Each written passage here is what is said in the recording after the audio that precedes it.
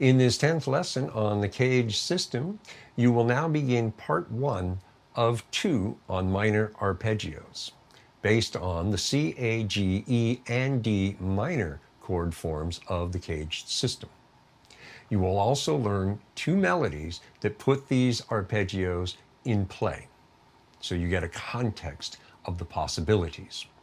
In the written material, you'll also find that there are 2 progressions for you to learn, play, and record in your looper so that you can play the melodies over the top of a rhythm part to further reinforce context, how they might sound in a given progression. All right, let's go. But before we do, hit the red button down there to subscribe to Outsmart Your Guitar. And if you want to be notified of future postings, ring the notification bell and you will get notification of new postings, which happen about once a week. Outsmart Your Guitar is also on Patreon. So go over there, subscribe at one of 2 levels. There's a lot more material there than is featured here. And in so doing, you'll be supporting my efforts to continue to provide you with high-quality lesson material to help you learn, play, and grow to be the guitar player you desire to be, to play the music you love, even write your own tunes.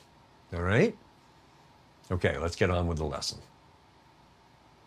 The first arpeggio in the minors is based on the C minor chord form. If you have average to small hands, this is a difficult chord to actually play.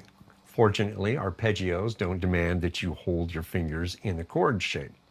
We're in the key of G, and so we're also just going to add an extra little B flat here because we have one sitting here as well. Okay? So here we go.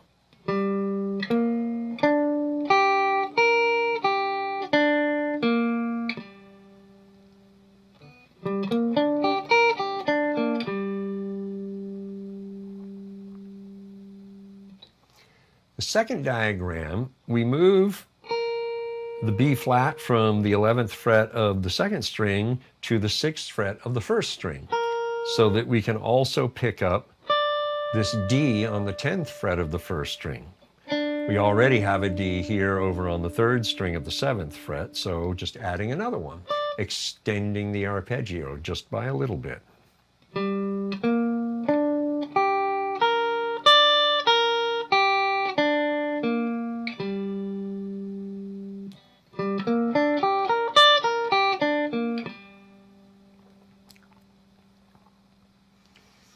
So here's what you want to do.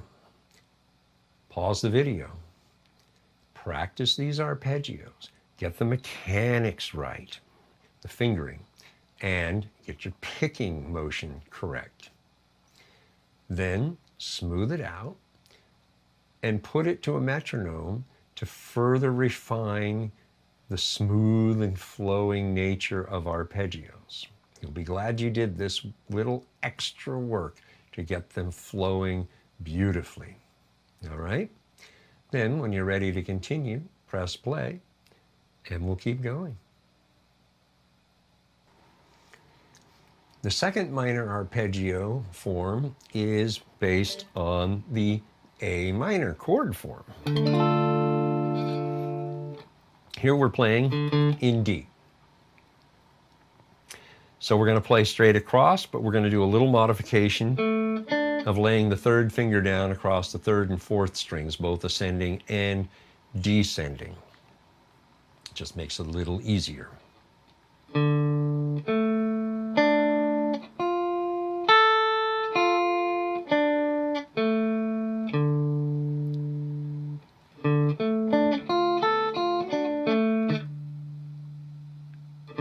Get that bottom note to ring a little better, but that's the idea.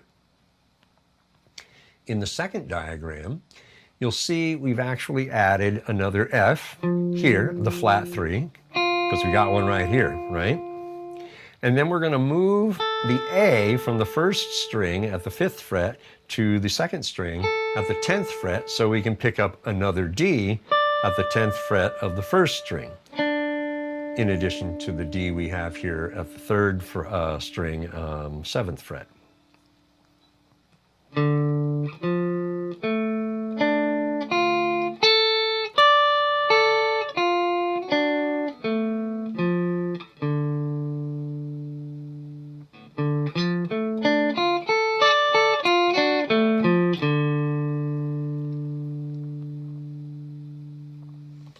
All right, you know what to do.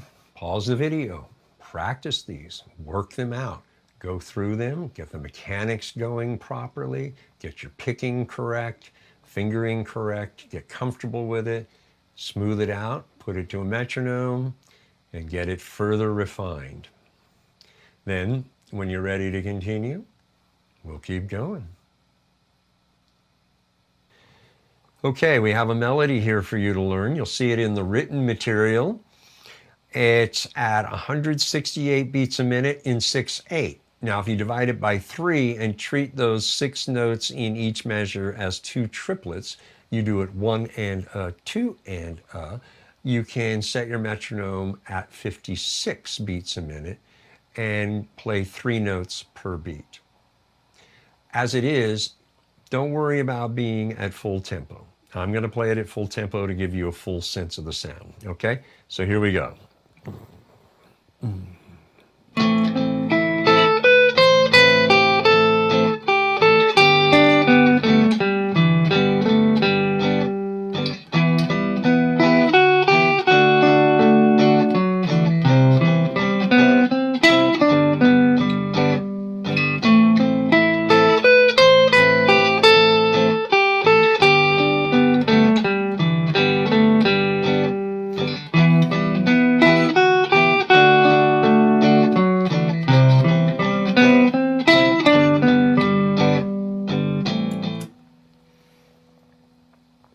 All right, let me break this down. So we're starting the A minor with the C minor form and adding some extra notes here to extend and create a greater melodic content. And then we go to the C form of the G with some added melodic content here. Now we go to the A form of the E minor. And then to the G form for the D chord. And then the E form for the C. And then for the D, or the G, excuse me, we go back to the C form. Now, pause the video and take the time to learn this. Work out the mechanics of your fingering and your picking.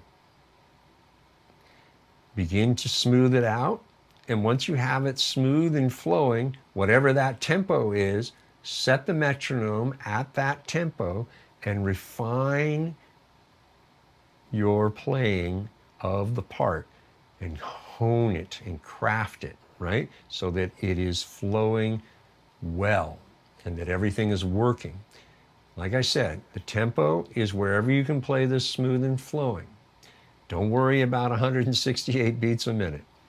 Worry about smooth and flowing. Now, you'll see after the melody, I have a progression, which is what you were hearing in the background when I was playing the melody. Learn that progression. And whatever the tempo is that you're able to play the melody at, record the progression on your looper at that tempo. Then play the melody over it and further refine it. It's going to be a little uncomfortable and it's going to feel a little rushed at first, and that's okay. That's normal. Just take your time with this and you'll get it. You'll dig into it and it'll happen, and then it'll start to flow, and that's when it gets really cool, right? And the idea is play smooth and flowing over the rhythm part.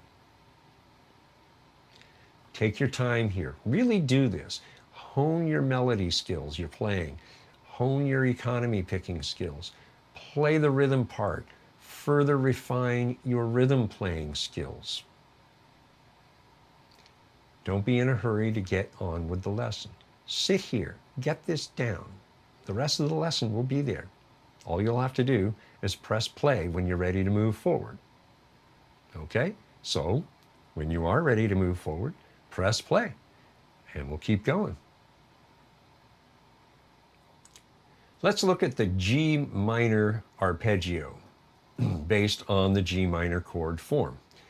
Now, as we've discussed before, the G minor chord form itself is rather next to impossible to play unless you have really big hands. So fortunately, the arpeggio of the G minor form is not so difficult to play. It's actually fairly straightforward. We're going to play it in D. So you start here on the 10th fret of the 6th string.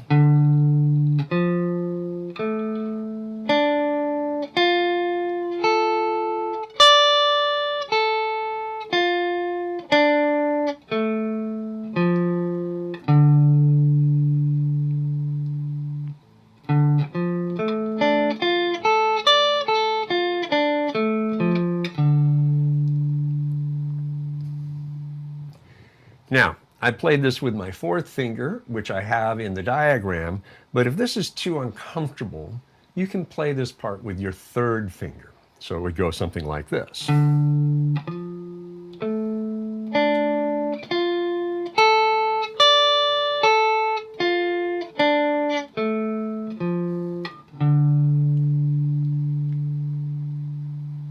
If you have easier and better control with your 3rd finger than your 4th, go ahead and do that.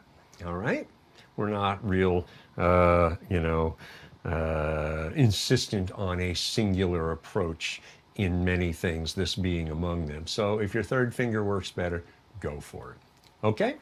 So pause the video, play through this, get the mechanics of your fingering correct, get your picking correct to embrace the economy picking technique even deeper, and smooth it out, and then put it to a metronome so that you can further refine the smooth and flowing nature. This one really does flow pretty smooth, and that's kind of hip. So, all right, when you're ready to move forward, press play, and we'll drop this into a melody for you to play.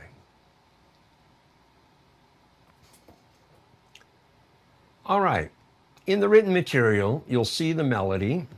It's in D minor. Full tempo is 100 beats a minute. So I'm going to play it at full tempo, and then I'll break down what's going on. All right, 2, 3, 4.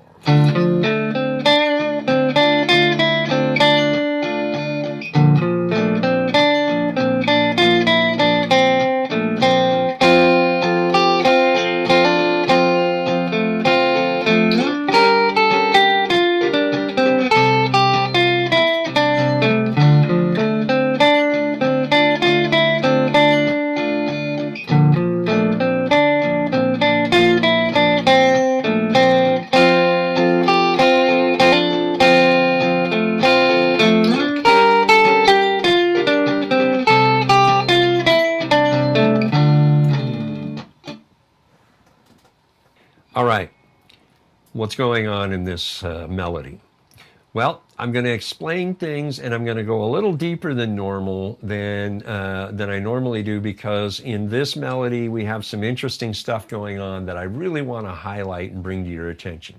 Well, over the D minor, what we're going to do is actually play a D minor 7 arpeggio, because we're going to add the C right here. And then we're also going to be adding this right here, which is the 9 tone. So we're going to be adding a 9 tone to the D minor and a flat 7 tone to the D minor arpeggio.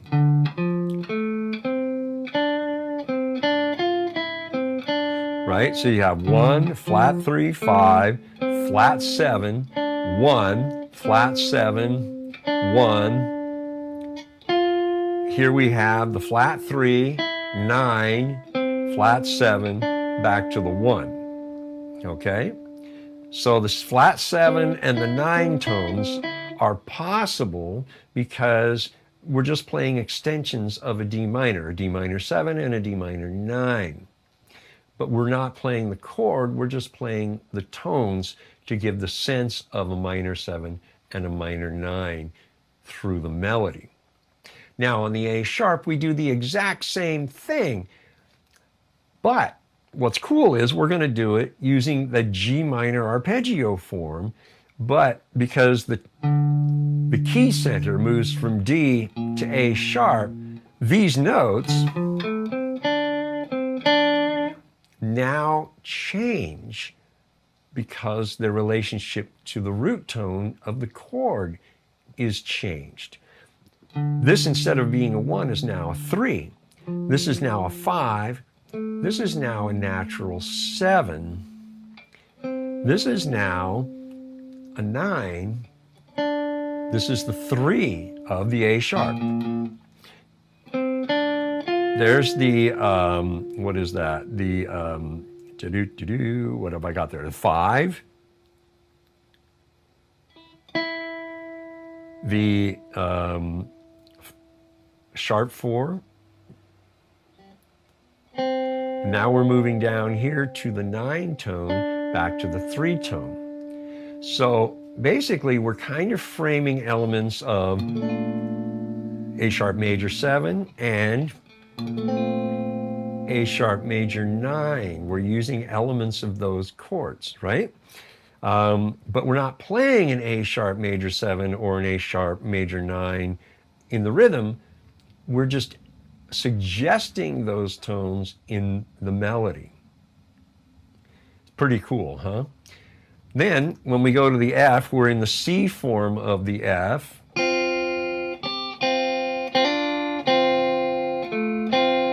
So we're just adding color tones, again, chord extensions. That's the 9. That's the 6 tone or the 13 tone. And that's, of course, the 3.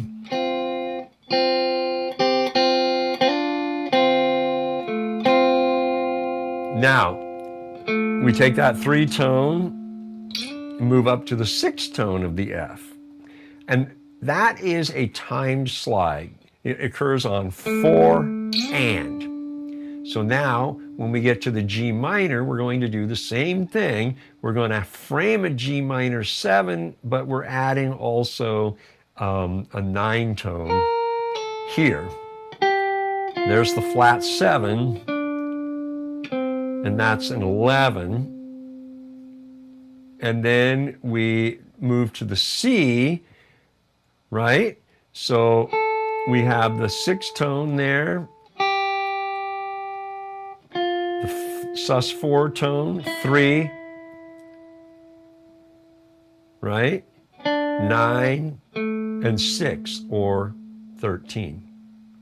So we're adding these cool chord extensions in the melody to suggest that we're playing something other than just a straight A sharp major. We're playing an A sharp major 7, an A sharp major 9. The G minor is a G minor 7 or a G minor 9, right? So we have some elements there, and then we have that sharp 11 or that 11 tone there, right? Then on the C, we're adding the 6 and the 9, and again the 6 or the 13, depending on how you want to look at that. So these are some cool elements that you can add into a melody, taking into account what is the chord you're playing over. And this is why it's important to know the chords you're playing over when you're soloing, so that you can take advantage of these wonderful little elements, all right? So if you need to rewind and listen to any of the explanation, please do so. I mean, that's the beauty of the technology. You're able to rewind and play it over and over again and listen to the explanation until it makes sense. Okay? So pause the video, learn the melody at a tempo that you can play it smooth and flowing, then learn the rhythm part, which is in the written material right after the melody. So you can learn that, play it at the tempo you can play the melody smooth and flowing. which you ensure through using the metronome to help you know when the melody is flowing nice and smooth. Okay? Then play it. Really dig into it and learn this melody. There's a lot going on here that's really cool to embrace and include in your normal approach to soloing now that you understand something fresh and new that you can do with your soloing. And when you're ready to continue, press play and we'll wrap things up for this lesson. All right, there you have it. Now, pay particular attention to the explanation of how I broke down what was going on in that second melody. A lot of important information there. And if it was confusing because you don't really understand chord tones and extensions, go to my series, How to Build Chords from Scratch. It's a 4-part series. You get written material you can download. It helps you understand how chords are put together, how the major scale is used to build chords. The intervals of the major scale are the tones of all chords, whether major, minor, dominant, augmented, suspended, or diminished, right? Okay, so take your time, get this stuff well in hand before you move on to part 2 of Minor Arpeggios, because you're going to need that knowledge moving forward. So when you are ready, the lesson will be there, as will I. See you then.